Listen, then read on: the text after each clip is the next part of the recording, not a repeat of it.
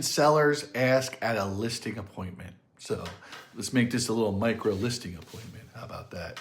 So what do I actually do to sell your home? What do I do? What do you do? And I get it. A lot of sellers just think we'll just put the house on the MLS and we're done. Let Zillow take you from here.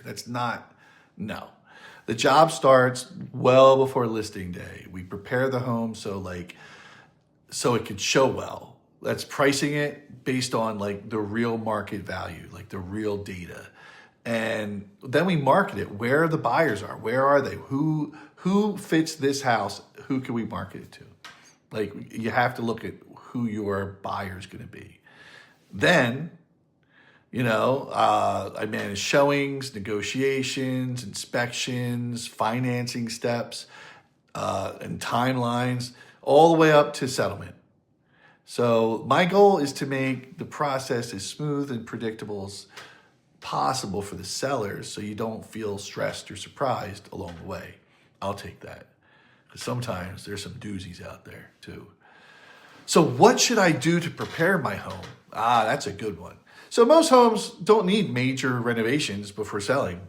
No, preparation usually just means like decluttering, deep clean, addressing some obvious maintenance or some delayed maintenance, items that things that are making the home not so bright. You want light, bright, airy, fun, something for the buyers to respond to. They want the house to feel cared for, right? So before listing, I'd walk through, just check out the house with the sellers, and just make a priority list and just go through all the different things that you could do that will change the price of the home even.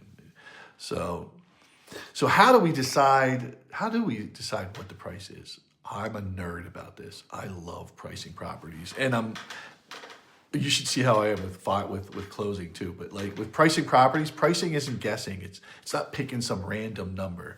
So we look at everything from like recent comparables, which are houses that actually already sold, right? Current conditions of your house, other houses, any kind of updates that they have and you don't, or you have that they don't, and what they are for today's market, right? And that's how we get the price. I love a good priced house. Houses that are priced well sell faster too. They don't just sit on the market. If your house is sitting on the market, it smells like it's overpriced. So the stronger offers will come in and it'll be a smoother negotiation if the house is priced right. You know what I mean? So how will this whole process, how long will it take, right? That's a biggie. How long will this process?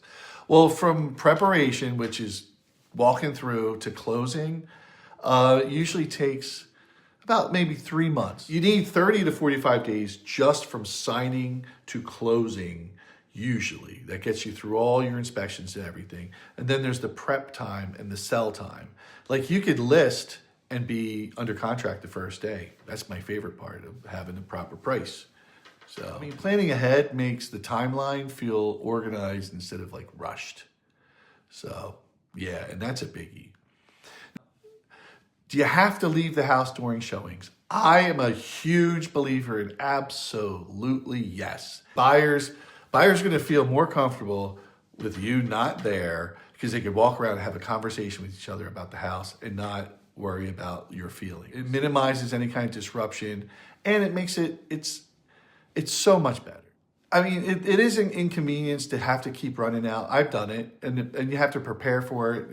But if you do it and you let enough people in, you're going to sell a lot faster than if you don't let people in. And what if we don't get offers right away? What if you don't get offers right away? It's normal. I mean, there's some markets that have long sit times. Days on market could be a lot. It means that usually, though, that you're overpriced. I'm not even going to put sugar on it. You're just overpriced. So it's just saying that other buyers are finding better houses or houses like it cheaper or better. The key is responding to the feedback early versus just letting it wait and sit. And then you're just chasing the market. And yeah, sometimes the seller won't let the agent change the prices, and everything's up to the seller. What happens if inspections requests come in?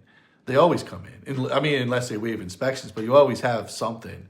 Or they'll just say, like, it's fine. I get a lot of that. But buyers usually request repairs or credits based on, what they find. and it's perfectly normal. The most reasonable thing to do is just think fair, right? My job is to help both sides reach a solution that'll keep the transaction going forward.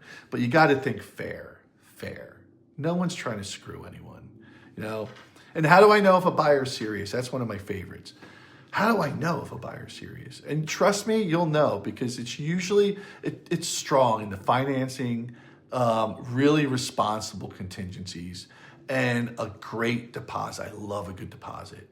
So if they have a strong deposit and strong contingencies, they're interested.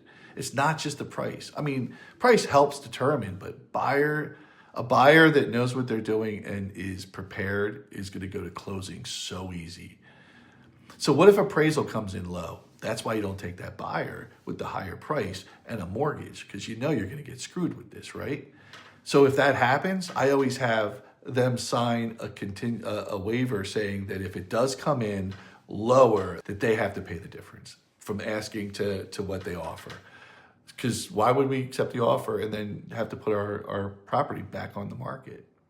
And knowing this early will save you. So if you see it and you can adjust it and talk to them now, that's how you plan. My goal isn't just to list, it's to attract serious buyers quick and avoid sitting on market. We don't want to sit on market. A correct price usually creates a strong offer, smoother negotiations, quicker offers, and you're not sitting on the market. It's so much better. Like what if you're just at your very first step? Like, should I be ready? No. First step isn't listing your house. It's getting information. It's gathering information. It's understanding, value, timing, your preparation. What is your next move? What are your options? Where are you going to go after this? You got to know this stuff so you're confident before you go to listing. The earlier we have the conversation, the easier it is at listing.